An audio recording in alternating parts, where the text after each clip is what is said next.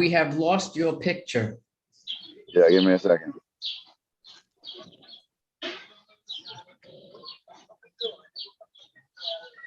Good morning, Lynn. Good morning, everyone. We are live here from Crown Heights, Brooklyn, New York. We were here for Shabbos, and we're here now. Let me just show you where I am. We are on a street that's called Eastern Parkway, and we are in front of one of the most famous synagogues, Chabad Lubavitch World Headquarters. Over here called 770. You might recognize this from some pictures. This is an iconic building. It is the shul, the synagogue from the Chabad movement. The Rebbe had his office in that building for over 40 years, 50 years, I would say. And we are here today. I was here for Shabbos because today is a special day. It's what's called Gimel Tammuz, the third of Tammuz, which is the Rebbe's yard site. And we spent Shabbos over here. So we'll give a shorter class today because I do got to run and go to the Ohel, which is the Rebbe's resting place, to say prayers over there for myself and my family, and of course for the community. Which, by the way, we'll talk about momentarily in today's short class. But if you do want to send names for yourself or your family members, I'd love to read them at the Rebbe's Ohel later today. Sorry. Okay. But we're here to study some Parsha. So let's study some of the Parsha of this morning. Like I mentioned, it'll be a little bit of a shorter class today, but I do want to obviously study with you this Sunday morning. So the Parsha is Parsha of Chukas. And for those of you who follow with the regular Gutnick Chumash, I don't have a Gutnick Chumash here with me in New York. So it's chapter 19. Chapter 19 in Bamidbar in Numbers.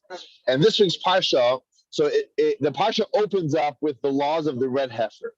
Laws of the red heifer is basically, it's a mitzvah that when someone becomes spiritually impure through coming in contact with the dead body, they have to purify themselves. Obviously, it's a ritual spiritufication. It's not you wash your hands with soap, but you got to use the mikvah. You got to do a few things, bring an offering, and one of the things you have to do, you have to sprinkle the ashes of the red heifer. We're not going to discuss this right now, but that's the opening of the parsha. This parsha is a unique parsha because right after the opening of the parsha skips 38 years. All this time, we're talking about the Jewish people's lives in the desert. So if you remember, 2 weeks ago, after the story of the spies, when the Jewish people were at the riverbank, they were at the doorstep. They were about to enter Israel just a year after they left Egypt, but they get this devastating blow. God tells them, no, you're not going into Israel. 40 years, you're going to remain in the desert for 40 years. And, okay, fine, 40 years is 40 years. And this generation will die out in the desert, and the new generation will go to Israel. Then we had last week, we had the rebellion of Korach. And now we skip 38 years. The Torah doesn't tell us what happened for 38 years in the desert, other than just locations of where they traveled, places where they were. But we don't know what happened to them. Evidently, they were sitting and studying Torah. They're having a great time for 38 years. Now, this week's Parsha and the next few Parshas deal with the final year of the 40 years. So we skip 38 years. Everyone is 38 years older. Moshe's beard is a little whiter. And everyone's back is a little more hunched, right? 38 years later, and we are dealing with the incidents, the episodes, what happened to the Jewish people the last year before they entered Israel. In fact, just about a year, because we know that the Jewish people entered Israel in the month of Nisan, right before Pesach. And this, the first episode that the Torah speaks about happened also in the month of Nisan. So just about a year before the Jewish people enter into the land of Israel, and they are one day. What happens one day is that Miriam, who was Moshe's sister, Miriam dies. Miriam passes away, there were three siblings: Aaron, the oldest, Miriam, the sister, and Moshe. And we are told that each of these three sustained the Jewish people in different areas. So, for example, Moshe, because in his merit, God was giving the manna from heaven, right? The food that we needed, the Jewish people needed, was coming from in the merit of Moshe. Aaron, his older brother, he because of the peace that he brought amongst families, the clouds of glory that brought protection to the Jewish people were there in honor of Aaron. And then there was a special well. The well was a miraculous well. The well was actually from a stone, from a large boulder. And this boulder would give forth water for 40 years. That miraculously, somehow, there was an unlimited stream of water that was coming forth from this boulder. And we are told that this was all in the merit of Miriam, various reasons of the connection between Miriam and water.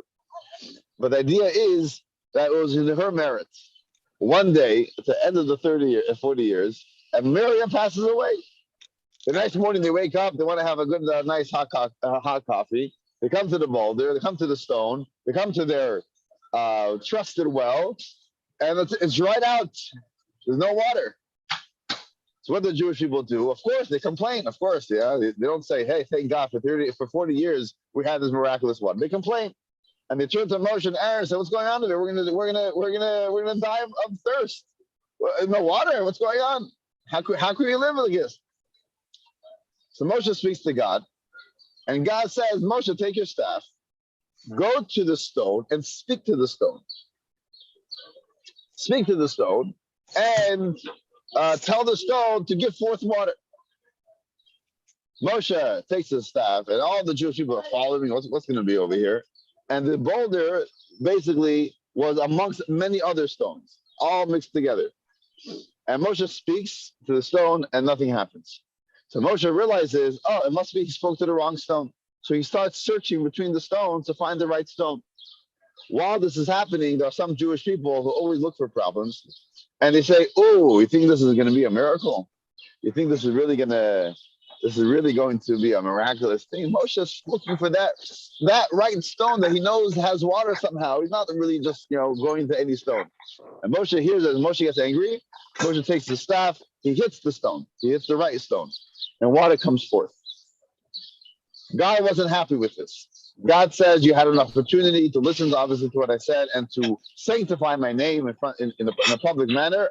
Because you have not listened to me, you will." What are you going to do? You're not going to skip dinner. You're not going to, you're going to stay you're going to die in the midbar. You're going to die in the desert. You will not enter into the land of Israel. Seems like a harsh type of punishment for, instead of speaking to the rock, you hit the rock. And Moshe was devastated. He didn't take it lightly. He prayed hundreds of times, asking God, "Please let me into Israel." But God says, "No, you're going to stay in the desert." We'll get back to this in a moment. The Parsha continues where the Jewish people they were already at close, preparing themselves to going into Israel. So they went to the neighboring countries that were surrounding Israel, asking them if they could pass through their land to get to the border of Israel, starting from the southern border. And some of them did not allow it, and they kind of circled around them. And for others, they actually waged war with them, and they conquered some of their land. So Jewish people kind of owned some of the western side of the Jordan River, some of those countries, because they waged war, and that is all in this week's Parsha. There's some other things in this Parsha as well, but we will suffice with that. Just to give a little thought about Moshe's punishment of staying in the desert, which seemingly, like we said, what does this mean? Someone who took care of the Jewish people for 40 years, through day in, day out, whether it was a good day or a bad day. We see what the Torah tells us. I'm sure there's more of how the Jewish people treated Moshe and the difficulties. And time and again, he always stood up for the Jewish people. He was a loyal leader. He was a faithful shepherd, as we say, right? He cared even for the weak and the wounded and even the greatest troublemakers that we spoke last week, the people who are always giving problems, they were also, Moshe was always there for them. And right, so what happens? Okay, after 40 years and all that Moshe wanted, nothing greater, just to go into Israel. Just to go into Israel. We know how excited it is to take a trip to Israel. But Moshe wasn't, hey, I want to see the beautiful scenery. I want to see some ancient stones. For him, it was, this is the place. This is the holiest place. I could do more mitzvahs. I could be connected to God in a much greater manner. This Israel was all that he wanted. And because seemingly something minute, something, okay, instead of speaking, he hit the rock, he gets punished with this. So obviously, this is a big question, and everyone talks about this, and there are many, many, many different answers. Very, very various answers, and I just want to give one answer. I want to give one answer. And what's interesting about this, I don't have all the sources in front of me, but you see in various places where when they make reference to why Moshe was not allowed entry to Israel, we don't always say because he hit the rock instead of speaking to the rock. Sometimes, we give other reasons. There's a famous Rashi and a commentary in the Talmud says, oh, why was Moshe punished? Because he got angry, because he yelled at the Jewish people. Okay? There are other explanations as well. So I think the idea is that there's much more to the reason why Moshe had to stay in the desert. Some say it was because of the fact that sin of the spies, as it says in Deuteronomy, there's a reference to that, where Moshe says because of the sin of the spies, God said I should stay in the desert. So ultimately, there are many different reasons given, but ultimately it wasn't meant to be, which means Moshe was meant to remain in the desert. Why? So there's an interesting midrash. The midrash tells us that if you have a pile, if you lost a lot of coins, a lot of pennies, a lot of rusty old pennies, and you want to help people find it, people, who's going to search in the dark for some pennies? So what do? You throw in a silver coin, you throw in a gold coin. Oh, it's a gold coin. Now everyone's going to jump and try to find it. So once they're looking for the gold coin, they'll find everything else. God told Moshe, your people, your generation, the people that you took out of Egypt, the people that you fought for 40 years, they are in the desert. They died in the desert. You are that gold coin. You got to remain with them. And when they will stand up, when they will be resurrected, when Mashiach comes, you will be with them.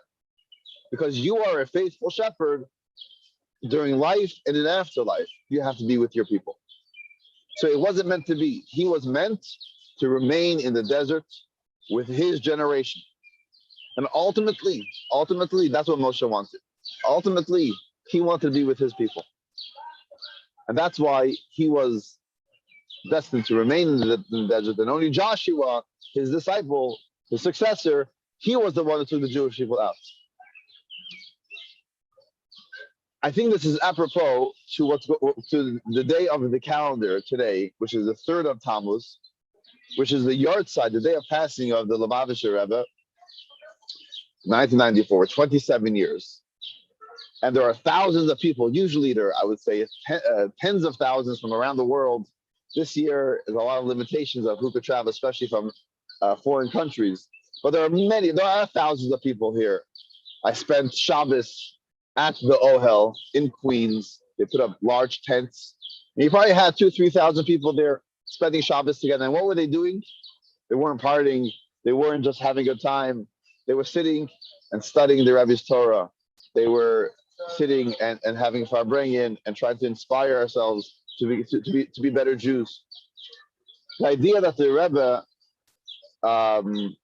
passed away and he's buried here, and we should take advantage of this and connect with the Rebbe on this day. It's a time where we could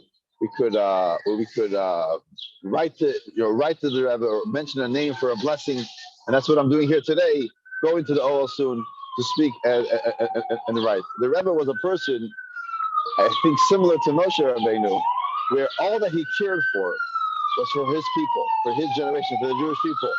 And no matter if you were the greatest rabbi, the most genius and the most knowledgeable in Torah, or if you were a simple child, we ever had time for each and every one of you, one of us. A short story, a really, really short story. As perhaps some of you know, that the Rebbe would give out dollars every Sunday. And it's not just, hey, Rebbe has so much money, let's give out dollars. But the point was that it was the idea of giving, encouraging people to give charity. When two people get together, help should come to a third person. So the Rebbe would give you $1 and you give $1 to charity, give it to someone in need. So every Sunday, starting from I think 1986 or so, the Rebbe would stand right over here behind me in this building, 770 Eastern Parkway. This is the main entrance. I'm not sure the main entrance is open now. And the Rebbe would give dollars. Let me see. No, it's locked. Yeah, okay. And the Rebbe would give dollars. And thousands, I mean, I don't know how many. I mean, I married to go as a child many times. Thousands of people would come by. And the Rebbe was an older man, he was in his high 80s. And he wouldn't stop. All that he was doing was giving out dollars. And maybe momentarily I'll go inside and show you the exact spot. But either way, so someone once asked her, a woman who came by the Rebbe and said, Rebbe, how are you doing this? I'm not sure if she said it, Rebbe, you're an old man, but how are you standing on your feet for hours on end? And just, giving out dollars, some people will ask for a blessing or, speak briefly with them. How is this not making you tired? How is it not making you tired? And the Rebbe responded that when you count diamonds, you don't get tired. When you count diamonds, you don't get tired. I think the idea is that if you see every person as a diamond, no matter what they accomplish, no matter what they did that morning, what they're going to do later in that day, for each person is a diamond. For each person is a diamond, you don't get tired. So the Rebbe, I think,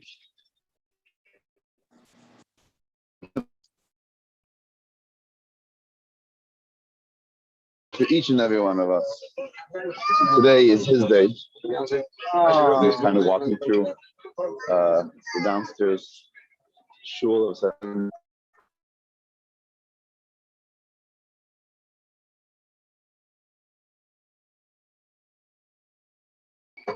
Get to his office, to kind of show you the exact visual. I might not be able to speak over there because I think they're doing prayers now.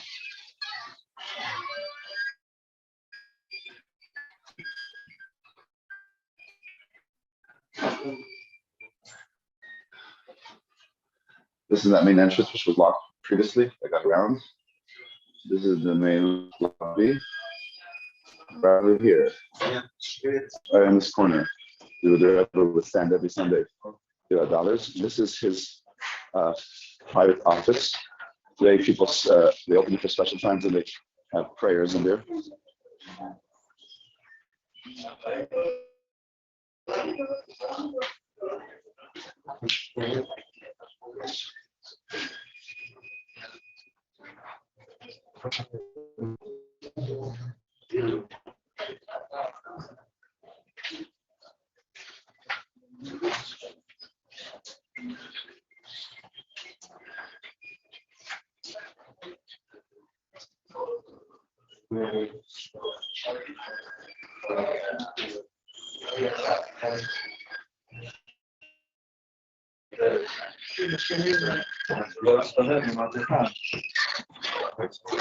Anyway, so that's that.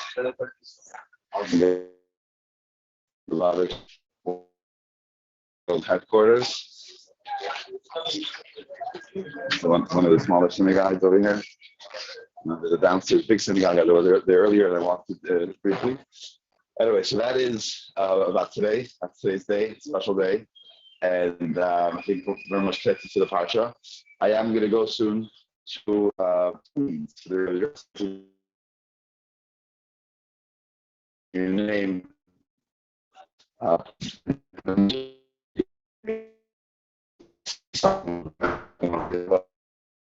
Rabbi Krinsky, the Rebbe's, one of the Rebbe's secretaries for over 50 years.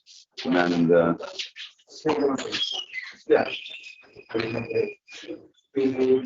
man holding the envelopes.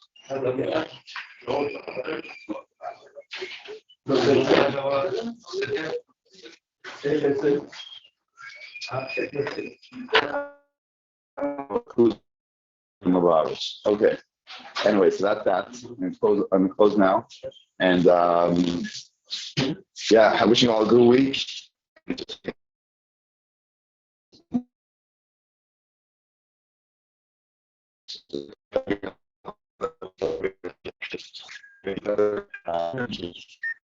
Kindness.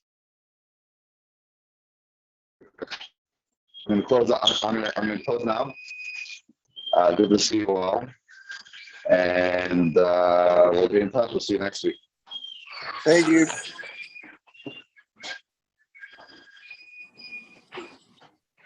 Thank you, Rabbi.